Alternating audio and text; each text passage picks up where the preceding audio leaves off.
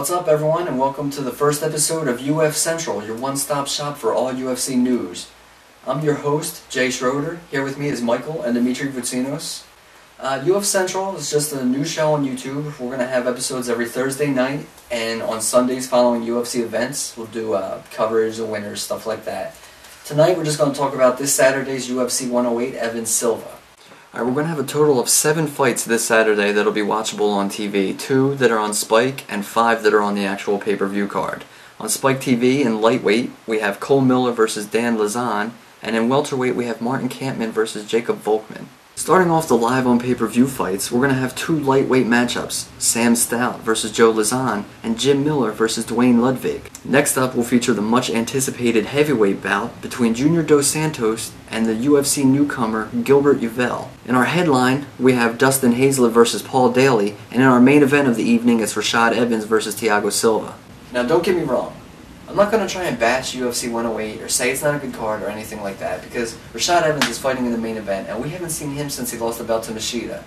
But originally, it was shaping up to be a pretty sexy card. First of all, Rashad Evans was supposed to fight Rampage Jackson in the headline. Yeah, and that was way back, and now Rampage is trying to be Mr. T. Here's what UFC 108 could have been. Right here, I got a list of 5 matches that could have been the main event for UFC 108. Starting with Anderson Silva versus Vitor Belfort for the middleweight title. What happened here is Anderson Silva had surgery on his elbow, but couldn't get it healed in time, so they had to postpone the match. Next up was Brock Lesnar versus Shane Carwin for the heavyweight title. Brock Lesnar got diverticulitis. Diverticulitis? Sounds like something I used to make. Diverticulitis and meatballs. Correct. Pretty much what that does is it puts a big gaping hole in your intestines, and shit was coming through. Why do you gotta use that language on TV? It's the internet. You let me do my segment. Just say poop, I'm asking. Alright.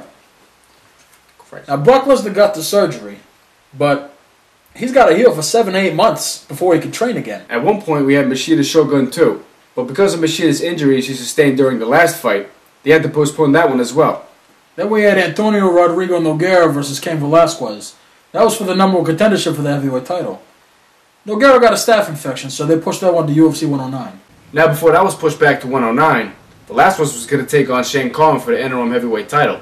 This time it was Shane Carwin the one with the injury. He had to bow out due to knee surgery. That's enough living in the past with what UFC 108 could have been. The card is set, it's happening this Saturday. Let's go over the fights and pick our winners. Stop.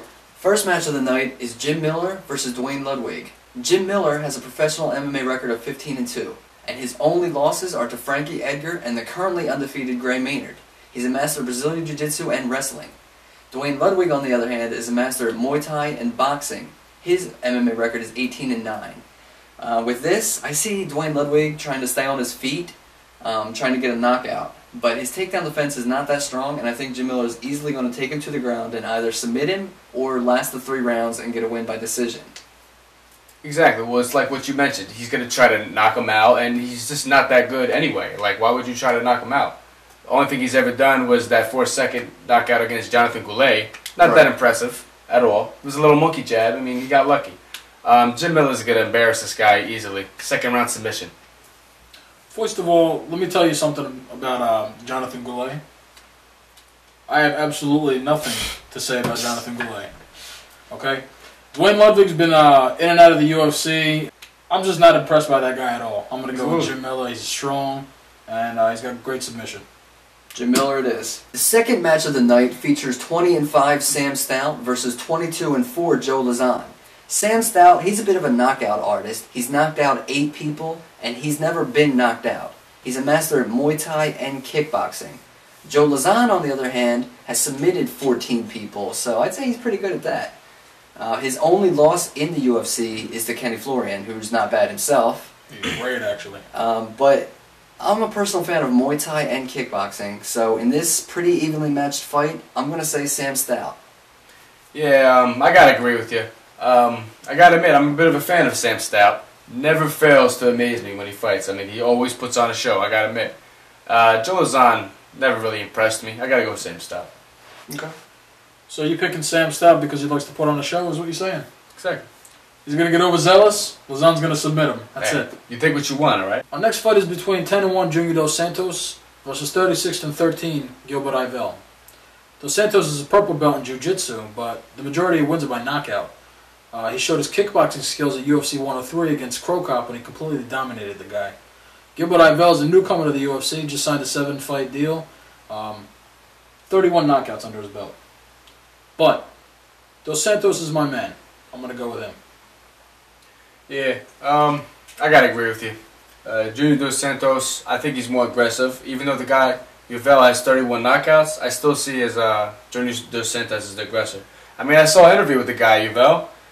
Bring on Brock Lesnar, bring on Frank Mir. I don't know what this guy think he is, running his mouth. So, yeah, no way I was picking him. It was a really tough decision for me, guys. Yvel, he seems like an animal. 31 knockouts is a lot. I'm really impressed by him. But I'm also very impressed by Junior Dos Santos. He's the current heavyweight kickboxing champion in Brazil. I think he's going to have his hands full with Yvel. But in the end, he's going to prove that he's a contender in the heavyweight division here in the UFC. He's going to win and move further up in the ranking. So, Junior Dos Santos is my choice. Alright, now headliner, we got Dustin Hazlett, 16-4 versus Paul Daly, 32-8. In Hazlett, we got a tremendous submission specialist. Actually has 2 submission of the night honors. Also trains with my man Rich Franklin. You know, the guy's only 23 years old. On the other hand, we got Paul Daly coming off a 17th knockout over Morton Campen. I mean, the guy does have a weakness, though. He's been submitted 5 times, and that's his specialty. I mean, the guy has a black belt in Brazilian Jiu-Jitsu. It's the main reason why I'm going with him. You know, you want to know why I'm going with him? Tell us why. Because he's got very underrated stand-up. That's Trained right. with Rich Franklin. Rich Franklin's got great stand-up. Hazlett's fast. He's great at submission. I think Paul Daly's going to underestimate him. I'm going to go with Hazlett. See, I'm thinking in reverse of you guys. I think Hazlett is going to underestimate Paul Daly.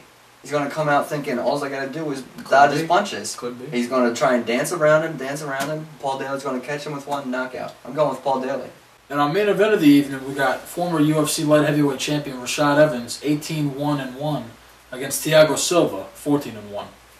Let me give you a little bit of background on this match. I'm going to start this off with Rampage Keith Jardine. Rampage wins, but he doesn't take a title shot because he needs more time to heal. Are you stupid?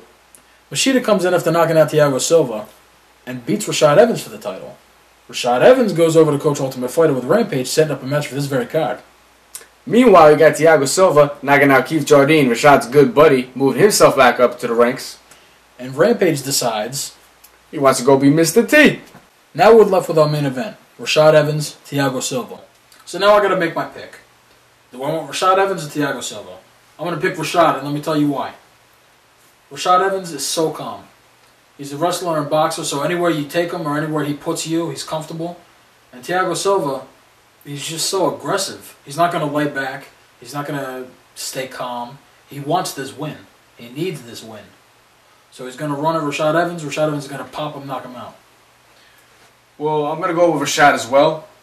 It's not going to be that easy, though. I mean, Thiago Silva, we always talk about his aggression. The guy's also got a black belt in Jiu-Jitsu, you know? But, That's true. Rashad will come on top. Probably a decision. It's going to be a nice war. Going Rashad, too. Now, I'll agree with you guys that Rashad is a great fighter. I mean, 18-1-1, he is. But with this fight, I have to go with Thiago Silva. I mean, while Rashad has been away training other people on The Ultimate Fighter, Thiago's been fighting his ass off. Just got a knockout at 102. Also, his last name is Silva. We all know if you're a Silva, you're great. So this Saturday, Thiago Silva all the way. Okay, everyone, that's all the time we have for tonight. Thanks for tuning in to the first episode of UFCentral. Hope you were informed, maybe even a little bit entertained. Don't forget, every Thursday nights and Sundays after UFC events, so this Sunday we'll be having coverage of UFC 108. We'll be filming it as soon as it's over, so probably Sunday morning, Sunday afternoon it'll be up. But yeah, tell all your friends, and see you next time.